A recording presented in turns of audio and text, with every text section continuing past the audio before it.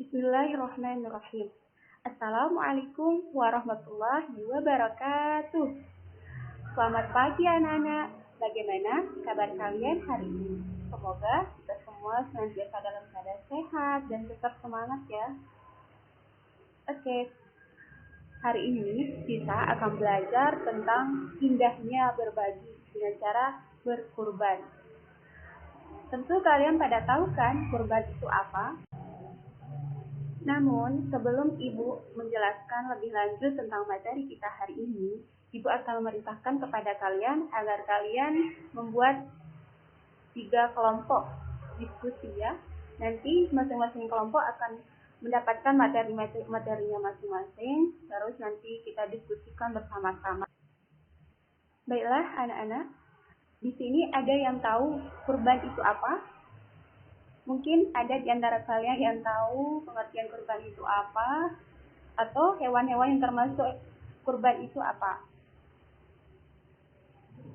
Oke, karena tidak ada yang tahu, Ibu akan menjelaskannya kepada kalian. Yang pertama, pengertian dari kurban. Kurban berasal dari bahasa Arab, yaitu qurba yaqrabu kurban, yang artinya dekat. Dekat di sini diartikan sebagai upaya mendekatkan diri kepada Allah Subhanahu wa taala. Sedangkan kurban menurut istilah adalah mendekatkan diri dan mensyukuri nikmat Allah Subhanahu wa taala dengan cara menyembelih hewan ternak tertentu dengan syarat dan ketentuan tertentu yang dilakukan setelah hari raya Idul Adha atau pada hari tasyrik.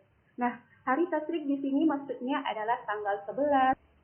Sekarang Ibu mau tanya, di antara kalian mungkin ada keluarganya ataupun saudaranya yang mau kurban tahun ini? Alhamdulillah, semoga kita semua dilancarkan rezekinya, dimudahkan rezekinya agar kita bisa berkurban seperti mana mereka bisa berkurban ya. Amin.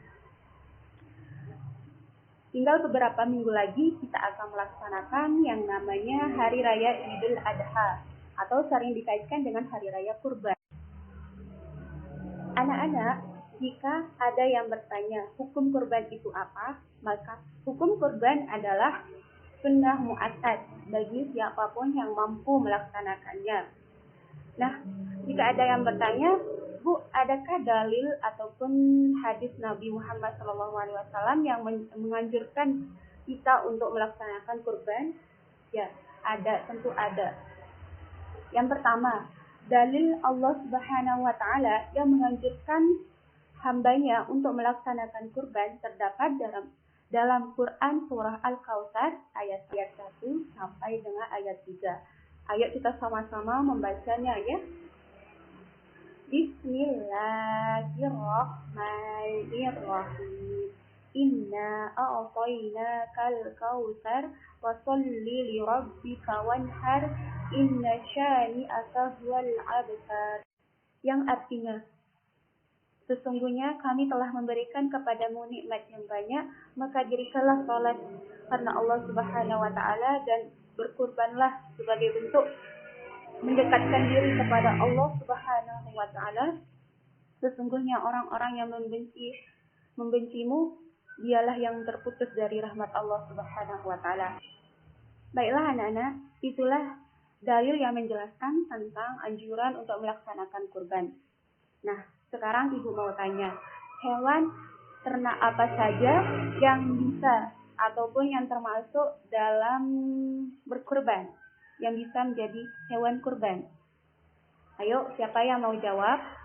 Ya, coba ketua kelas. Ayam. Anak-anak, perlu kalian ketahui, tidak semua hewan ternak itu bisa dijadikan sebagai hewan kurban. Nah, contohnya apa? Contohnya ayam. Ayam tidak bisa dijadikan sebagai hewan kurban. Sedangkan hewan ternak yang bisa dijadikan sebagai hewan kurban itu seperti sapi, kambing, domba, unta. Itulah beberapa hewan yang bisa dijadikan sebagai hewan kurban. Nah, untuk penjelasan lebih lanjutnya, nanti kita akan membuat kelompok biar kita bisa bersama-sama diskusi agar kita bisa lebih paham. Baiklah anak-anak, mungkin hanya itu yang bisa Ibu sampaikan untuk penjelasan lebih lanjut. bisa nanti kita diskusikan bersama-sama. Baiklah, Ibu persilakan kepada ketua kelas untuk membagi kelompok menjadi 3 kelompok. Yang dimana kelompok pertama nanti akan mendapatkan materi tentang sejarah singkatnya dianjurkan berkurban. Yang kedua, kelompok kedua menjelaskan tentang syarat dan ketentuan hewan kurban. Dan kelompok 3 mendapatkan materi tentang pemanfaatan hewan kurban dan hikmah dianjurkannya berkurban.